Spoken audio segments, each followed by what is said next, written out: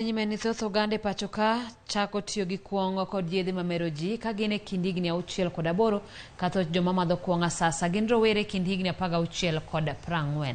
Ma en kaluwore gi lipot mar nono chal mar tiyo gi yedhe mamero ji kod kuongo e pachoka manotim e kind higa mar 2017 nyaka 2022 ma bende nogol kawuono kod bad migawo mar Nakada.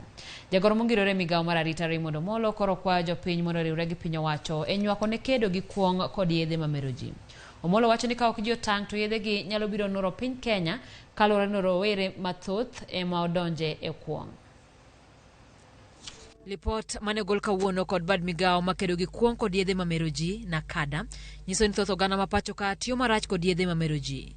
Lipodno bende wacho ni kwan joma madho nyasore omedore kod 90% kuom thuolo mar higni 5 mokalo. Kaluwore kod lipodno, dichwo achiel kuom chwo 3 e kind higni 15 nyaka 65 kod 100 e kind mine 6 tiyo gi mok tin ne kit yath achiel mamero ji. 1 in every 30 Kenyan age 15 to 65. That's about 887,000 people who are addicted to tobacco. 1 in every 125 Kenyan age 15 to 65 who are addicted to cat, and then 1 of every 111 age 15 to 65 who are addicted to cannabis. And this causes issues of mental disorder. Lipod ni marigni 5 manotime kindiga 2017 kod 2022 nyiso bende ni gwenge mag Imbo mar Kenya mani kod kwan mamalo mar oganda matiyo gi maok tin ne kit yath achiel sasa kiluwe gi kadho wadh nam chumbi kaito gwenge mag Central. But look at, for example, the issue of alcohol. Traditional alcohol in other regions of the country has been legalized and therefore it has been commercialized. See the figures. In Western, it has gone to 23%.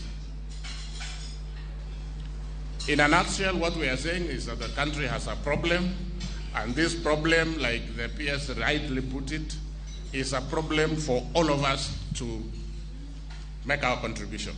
Jagoro mongirore migawo mar arita Ramogi wacho ni luoro nitiere ni ka ok oked gi yedhe gi to piny Kenya biro nor ne kuong' kaluwore ni thoth ojende kod nyithindo matindo ema hinyo tiyo gi yedhe mamero ji. Raymond bende ochiwo moko kuom okenge ma migawo mare chano timo e kedo gi yedhe gi. This therefore calls for employment of strategies to mitigate effects of drug abuse. These include enhanced collaboration between the national and county governments in the licensing of alcoholic outlets, as well as strict enforcement of all legislations and regulations relating to licensing of alcohol selling business and other drug control laws. Jatatije mar Nakada Victor Okioma wacho ni gimalit ni nyaka nyithindo ma johigni 6 imiyo yedhe mamero ji. Okioma wacho ni uso yedhe mamero ji e mbui osekelo midhiero e kedo gi uso yedhe gi ne joma tindo.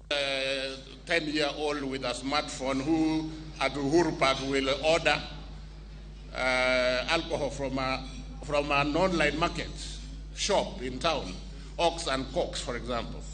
And then a motorcycle delivers it at the Uhuru Park. And he has his own 15-year-old friends, 10 of them. They drink there. How do you control that? Ramogi Njeru Mathu malero ni en achiel kuom jogo mane tiyo kod kuong' mamero ji asasa. Sani owacho ni oseweyo kuong' kuom higni bura kendo owacho ni geno nitie ne joma ponono ni oyudore midhiero ni. I was drinking changa, but before I went to rehab, I was actually living in the slums of Thika. At one time, I was Miss Kenya runners-up. But then addiction doesn't know whether you are Miss Kenya. It doesn't know beauty. It doesn't know level of education. I was in one of the best schools in Kenya, that is Gandu Girls, Bishop Gatimo Gandu Girls. And alcohol messed up my life. But I'd like to tell Kenyans that there is life beyond addiction. Yes, there is hope, and a lot of it. Piny owacho koro kwayo ji duto ahinya to jonyuol mondo konye kedo gi tiyo gi yedhe mamero ji kaluwore ni ting' mar reso joma madho kuong' sasa pek ma ok ginyal timo ne ji duto mani kod midhiero ni. Ringre dhano maromo 20